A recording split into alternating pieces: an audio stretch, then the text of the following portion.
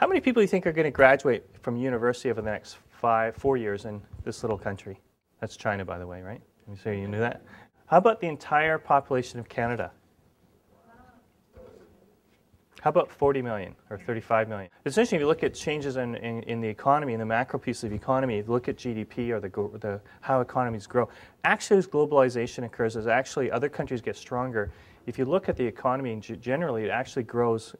Everyone can win. Other countries can win as well, because obviously that country is consuming a lot of Mercedes and Audis and BMWs, right? So who does that help? Germany. That's where they're manufactured, a lot of them. So there's lots of benefits to globalization, but it will impact the way that we go about managing our career. It will impact the competition we have. I was on the Hour last year with George Strombopoulos. If you can say that 5 times, that would be, you win. How do you say your name again?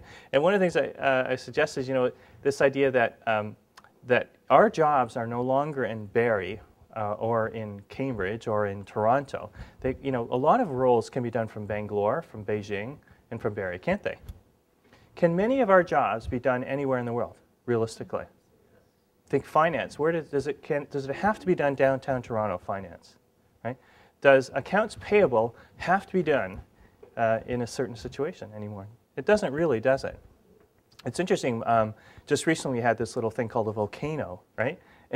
and flights got shut down, and what's interesting about that is just talking about how many people were still able to do their work because they had access to wireless and they could get their email and make calls and things like that. It's amazing how technology is changing things.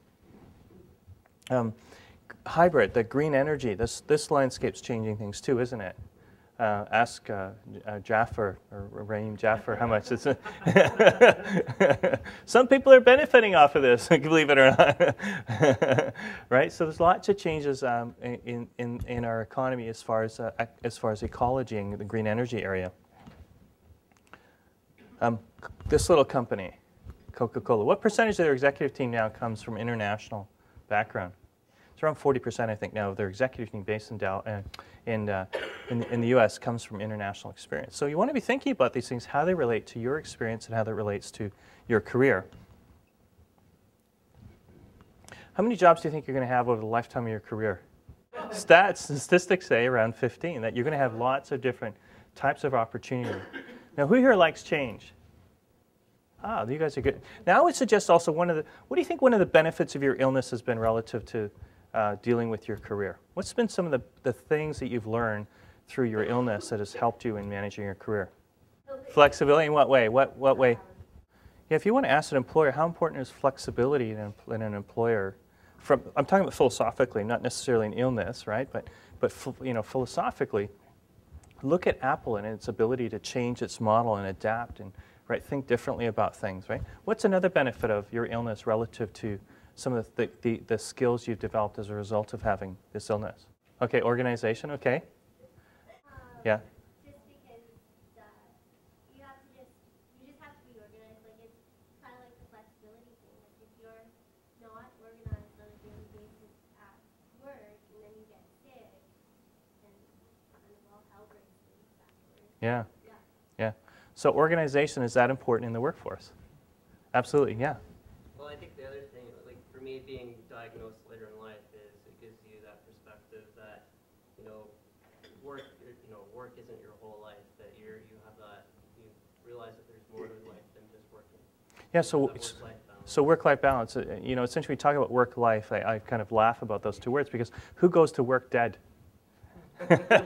Now, lots of people say I leave work dead, by the way.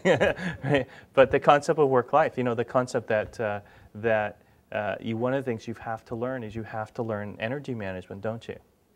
You have to learn probably not to take work so seriously in one way. Would you agree with that? Mm-hmm. Yeah. Then your perspective, the gift of your illness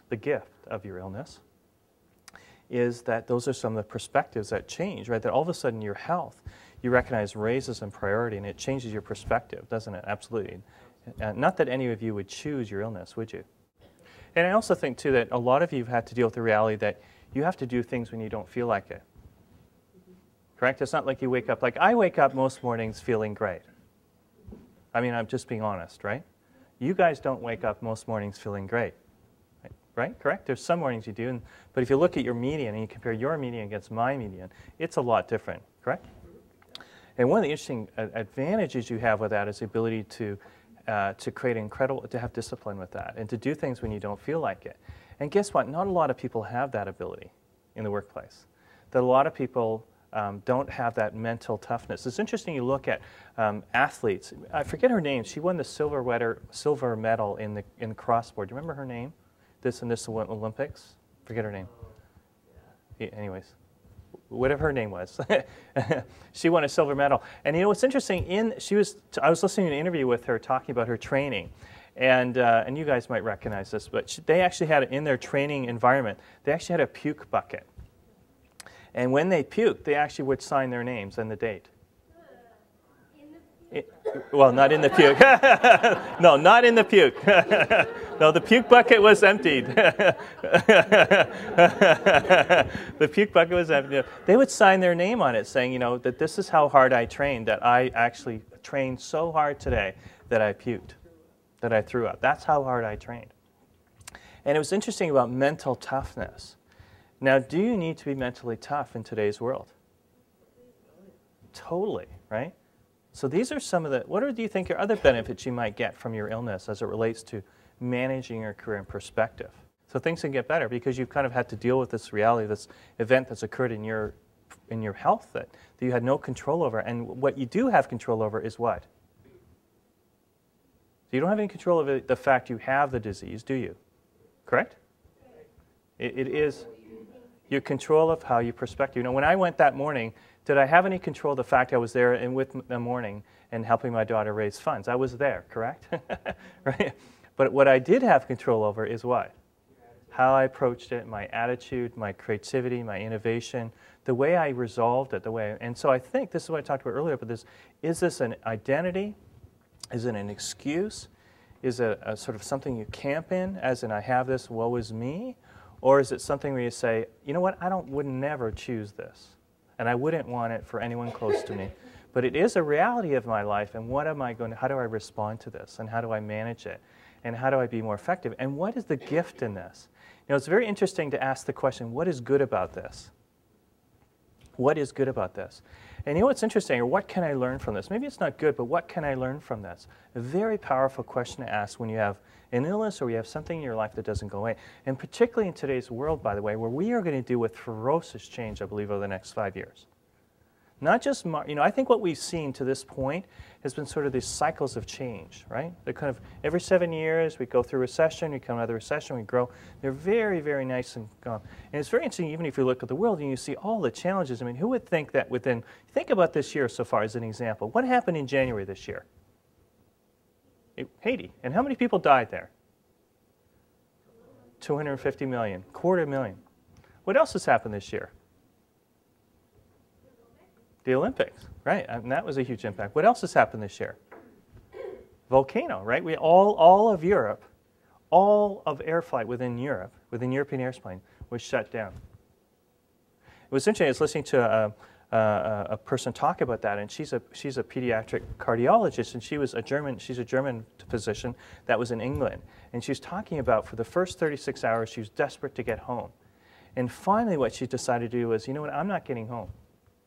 I'm going to spend, if I'm here for the next 5 years, what can I do to make the best of this? What can I do to make the best? It was interesting how she was still in London, and some people were completely frustrated by that, but she decided to change her perspective. Think about the kind of the parameters that I can't think in my life. If I look at the amount of churn and change, wouldn't you agree that there's an incredible amount of kind of cycles? Or it strikes me as they seem more amplified. Would you agree with that? Think about the housing crisis that can take down a country of Iceland. Essentially, Iceland went bankrupt because of a housing crisis in Florida. Right? Now, this is what I'm saying about the world we live in. There's an incredible amount of turbulence in it. Just like you've had to go through turbulence in your personal life, think of the skill set you've learned to adapt and embrace to resolve unpredictability. I mean, do you know what your health is going to look like next week? You don't, do you? The reality is that you have incredible skill sets you have as a result of that I think can serve you well in the workplace. can serve you well depending on how you approach it and depending on the circumstances.